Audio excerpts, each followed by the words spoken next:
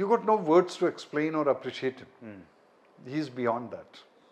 ഇപ്പോഴും ബർത്ത്ഡേക്ക് മെസ്സേജ് അയച്ചാൽ ഇത്രയും വർഷമായി, 10 വർഷമായി, പ്രോംപ്റ്റ് റിപ്ലൈ. അത് ഇന്നില്ലെങ്കിൽ നാളെ കാണും. അതാണ് ഞങ്ങൾ ഇന്നേ അവർ അങ്ങോട്ടും ഇങ്ങോട്ടും വിളിച്ചിട്ടില്ല. ആ പക്ഷെ മെസ്സേജ് അയച്ചാൽ അവർ.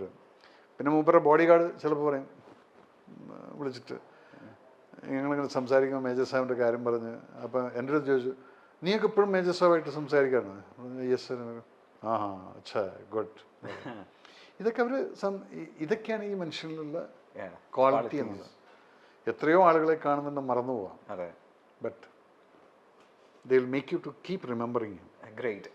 ഇനി അടുത്ത ആള് സാറിൻ്റെ അത്രയും ക്ലോസ് ആയിട്ടുള്ള ഫ്രണ്ടാണ്. ഈ പറയുന്ന പോലെ സാറിൻ്റെ ജീവിതത്തിൽ ഒരു വഴിത്തിരിവ് ഉണ്ടാക്കിയ ആളാണ്. ഇതൊന്നും ഫസ്റ്റ് ഫിലിം സംഭവിക്കുന്നതും അദ്ദേഹത്തിൻ്റെ ഫിലിമിലാണ്, പ്രിയദർശൻ. എനിക്കറിയാം ചില സമയത്തൊക്കെ നിങ്ങൾ തമ്മിൽ ചെറിയൊരു സൗന്ദര്യ പ്രശ്നമൊക്കെ ഉണ്ടായിട്ടുണ്ട്, ഇടകങ്ങളൊക്കെ ഉണ്ടായിട്ടുണ്ട്. പക്ഷേ പ്രിയദർശൻ സാറിനെ പറ്റി പറയുന്ന സമയത്ത് ആദ്യം മനസ്സിലേക്ക് വരുന്ന ക്വാളിറ്റി എന്താ? Is my brother, elder brother. അത് ഈ പറഞ്ഞ പോലെ തന്നെ എപ്പോഴൊന്നും വിളിക്കുന്നുണ്ടാവില്ല. പിന്നെ ഈസ് എ ലിറ്റിൽ സെൽഫിഷ് ഉണ്ട് പ്രിയേട്ടന്. അതിൻ്റെ മുകളിൽ ഞങ്ങൾ തമ്മിൽ ഉടക്കിയിട്ടുണ്ട്. പ്രിയേട്ടൻ ആ ചെയ്ത് ശരിയായില്ല എന്ന് ഞങ്ങൾ നല്ല ഉടക്കായിരിക്കും. പക്ഷെ പിറ്റേ ദിവസം ഞങ്ങൾ മറന്നു. അതാണ് ഒരു റിയൽ ബ്രദർ എന്നുള്ളത്. പ്രിയേട്ടനെ കുറിച്ചിട്ട് ഞാൻ പ്രിയേട്ടനായിട്ട് ഉടക്കുണ്ടാക്കും. പക്ഷെ നിങ്ങൾ വന്നിട്ട് പ്രിയേട്ടനെ കുറിച്ച് എൻ്റെ അടുത്ത് എന്തെങ്കിലും പറഞ്ഞു കഴിഞ്ഞാൽ അടി ഉറപ്പാണ്. അതാണ് ഞങ്ങളുള്ള ബന്ധം. എനിക്ക് പറയാം, അത് ഞാൻ പറയുകയും ചെയ്യും. എന്നിട്ട് വല്ലവരും പോയി പറഞ്ഞാലും ഇറ്റ്സ് ഓക്കെ. ബട്ട് അത് പ്രിയേട്ടനായിട്ടുള്ള സ്ട്രെയിറ്റ് ആയിരിക്കും. പ്രിയേട്ട ആ ചെയ്ത് തെറ്റാണ്, മഹാബോറായി എന്നുള്ളത് ഞാൻ പറഞ്ഞിട്ടുണ്ട് ഒരു പ്രാവശ്യം. അപ്പോൾ ഒന്നും മിണ്ടിയതുമില്ല. അപ്പോൾ അത് അറിയാം. അതാണ് പ്രിയേട്ടനായിട്ടുള്ള ബന്ധം. കീർത്തി ചക്ര സംഭവിക്കാൻ തന്നെ റീസൺ പ്രിയേട്ടനായിട്ടാണ്. ചെറിയൊരു ഉടക്കുണ്ടാക്കിയിട്ടില്ലായിരുന്നത്. ഇല്ല, നടക്കില്ല. ഇതേപോലെ ഞങ്ങൾ തമ്മിലൊരു സൗന്ദര്യ പിണക്കത്തിലങ്ങ് പോകുന്നു. അത് കഴിഞ്ഞിട്ട് പിന്നെ കീർത്തിചക്ര കണ്ടിട്ടല്ലേ മൂപ്പര് കെട്ടിപ്പിടിച്ച് കരഞ്ഞുകൊണ്ട് പറഞ്ഞു, നീ എങ്ങനെടാ ഈ സിനിമ ചെയ്തത്? ഞാൻ പറഞ്ഞ ഏട്ടനടുത്ത് പഠിച്ചാണ്, ഏട്ടാ അറിഞ്ഞില്ല. ഞാൻ ഏകലവ്യനായിട്ട് നിന്ന് സൈഡിൽ കൂടെ പഠിച്ചിട്ട് പോകുന്നു. ഓക്കെ, ലാസ്റ്റ് ആൻഡ് ഫൈനൽ ഒരാളും കൂടെ, പൃഥ്വിരാജ് സുകുമാരൻ. ആ കുട്ടിയെക്കുറിച്ച്, കുട്ടി എന്ന് പറയുമ്പോൾ രാജു അത്രയൊന്നും വലുതായിട്ടൊന്നുമില്ല, ചെറുപ്പക്കാരൻ തന്നെയാണ്. രാജുവിനെ കുറിച്ച് ഞാൻ പറയുന്നതെന്ന് വെച്ചാൽ ഞങ്ങൾ തമ്മിൽ അങ്ങനെ വലിയ ബന്ധമൊന്നും ഉണ്ടായിരുന്നില്ല. പക്ഷേ രാജുവിനെ ഞാൻ കണ്ടിട്ടുള്ളത് കുട്ടി ഫസ്റ്റ് പടം പച്ചക്കുതിര എന്തായിരുന്നു? അല്ലല്ല, ഫസ്റ്റ് നക്ഷത്ര കണ്ടോ രാജു? അതാണോ? അതല്ല, നമ്മുടെ അട്ടപ്പാടിയിൽ ഷൂട്ട് ചെയ്ത് നമ്മുടെ വിനയൻ ഭദ്രൻ സാറ് ഷൂട്ട് ചെയ്ത പടം ചക്രമാണോ? അട്ടപ്പാടിയിൽ ആ ഒരു സിനിമാ തിയേറ്ററും കൊട്ടായൊക്കെ ആയിട്ടുള്ള വെള്ളിത്തിര. ആ ഷൂട്ട് ചെയ്യുമ്പോൾ ഞാൻ അവിടെ ആ വഴിക്കൊക്കെ പോയിട്ട് ഇങ്ങനെ കണ്ടിട്ടൊക്കെ ഉണ്ട്. രാജുവിനെ അറിയാം, മല്ലിക ചേച്ചിനെ അറിയാം. പിന്നെ ഇന്ദ്രജിത്തായിട്ട്, പിന്നെ അതുപോലെ തന്നെ നമ്മൾ ഇന്ദ്രജിത്തായിട്ട് പടം ചെയ്തിട്ടുണ്ട്. ഇങ്ങനെയൊക്കെയുള്ളൊരു ബന്ധമുള്ളൂ. പക്ഷെ രാജുവിനെ ഞാൻ കാണുന്നത്, കേട്ടതും, പിന്നെ ഇതിൽ അനാർക്കലി എന്ന പടം എല്ലാം കഴിഞ്ഞിട്ട് നമ്മൾ പടം ചെയ്യുന്ന സമയത്ത് കഥ പറഞ്ഞു. ഞാൻ കേട്ടിരിക്കുന്നത് രാജു സമയത്തിന് വരില്ല, മറ്റതാണ് മറിച്ചാണെന്നുള്ള ഈ സിനിമയിൽ നടക്കുന്ന ഗോസിപ്പുകൾ. പക്ഷെ ഞാനവിടെ -20 ഡിഗ്രിയിൽ 7 മണിക്ക് സമയം കൊടുത്തപ്പം രാജു എൻ്റെ മുമ്പിൽ വന്നിരിക്കുകയാണ് 6:55. ഞാൻ ബെഡ്റൂമിൽ നിന്ന് പുറത്തേക്ക് വരുമ്പോൾ ആ ഹാളിൽ രാജു ഇരിക്കുന്നു, യൂണിഫോം ഇട്ടുകൊണ്ട്. ഞാൻ പറഞ്ഞ ഇരുട്ടാണ്, വെളിച്ചമായിട്ട് മുടില്ല. ഞങ്ങളവിടെ ലൊക്കേഷൻ എത്തുമ്പോഴേ ഒന്ന് വെളിച്ചം വരുള്ളൂ, സ്നോഫോളുണ്ട്. അപ്പം അവിടെ കണ്ടിരിക്കുന്നത് നിങ്ങൾ പറയുന്ന രാജു അല്ല അത്. അപ്പം രാജുവിൻ്റെ അടുത്ത് ഞാൻ ചോദിച്ചു, നിന്നെക്കുറിച്ച് ഇങ്ങനെയുള്ള കേട്ടിട്ട്. അപ്പം എൻ്റെ അടുത്താണ്, ചേട്ടപ്പം എൻ്റെ അടുത്ത് 7 മണിയെന്ന് പറഞ്ഞു. ഞാൻ 7 മണിക്ക് വന്നു. പക്ഷെ അന്ന് ചേട്ടൻ 7 മണിക്ക് വന്നില്ലെങ്കിൽ പിറ്റേ ദിവസം കൂടെ ഞാൻ 7 മണിക്ക് വരും. അന്നും ചേട്ടൻ 7 മണിക്ക് വന്നില്ലെങ്കിൽ അടുത്ത ദിവസം പ്രതീക്ഷിക്കണം, എനിക്ക് തോന്നുമ്പോൾ വരും. ഇതാണ് ഇവിടെ നടക്കുന്നത് ചേട്ടാന്ന് പറഞ്ഞു. 10 ദിവസം കൊണ്ട് ഞങ്ങൾ അവിടുത്തെ ഷൂട്ട് കഴിഞ്ഞു. പിന്നത്തെ 22 ദിവസത്തിന് പടം തീർത്തു പിക്കറ്റ് 43.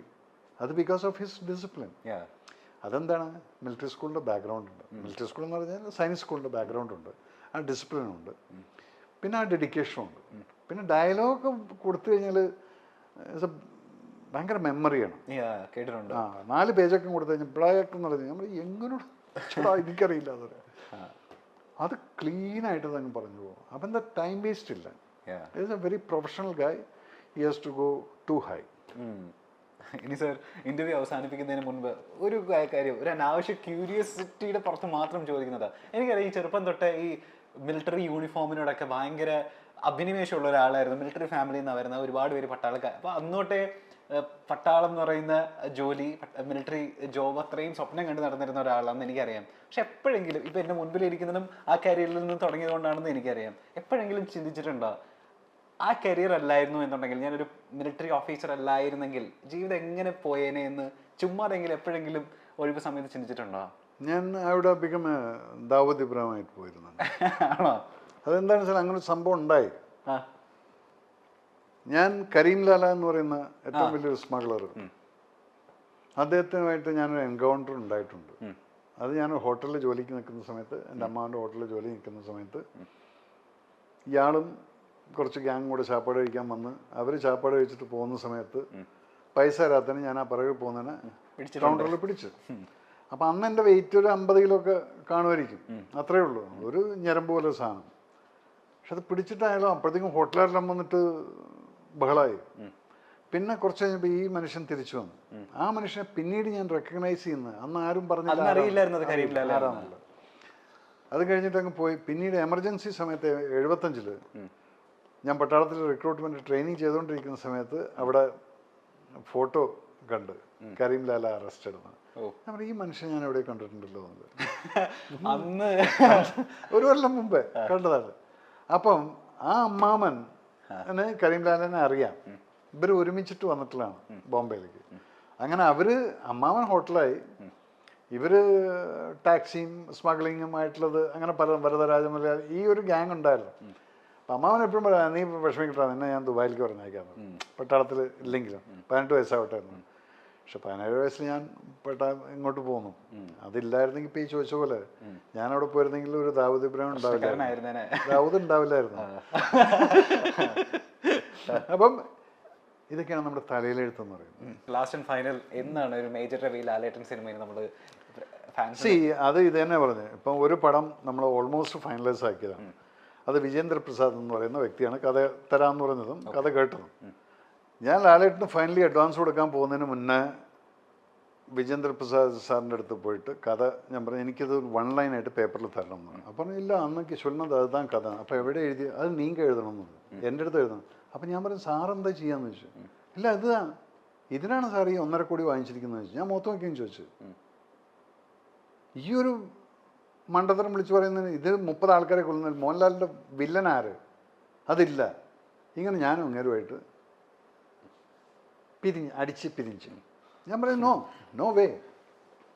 കാരണം ഇനി ഞാൻ മോഹൻലാലിനെ വെച്ചിട്ടൊരു പടം ചെയ്യുകയാണെങ്കിൽ എനിക്ക് കൺവിൻസ് ആയിട്ട് yes this can be A hit എന്ന് പറയുമ്പോൾ മാത്രമാണ് ഞാൻ ചെയ്യുക. അങ്ങനെയാണ് വിജയേന്ദ്ര സാറിൻ്റെ അടുത്ത് പോയത്, കിട്ടിയതും.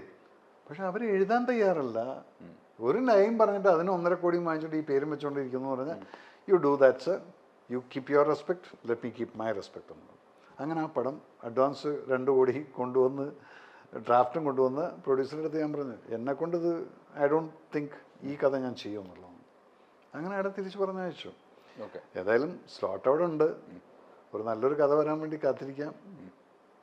യോഗം ഉണ്ടെങ്കിൽ അത് നടക്കും.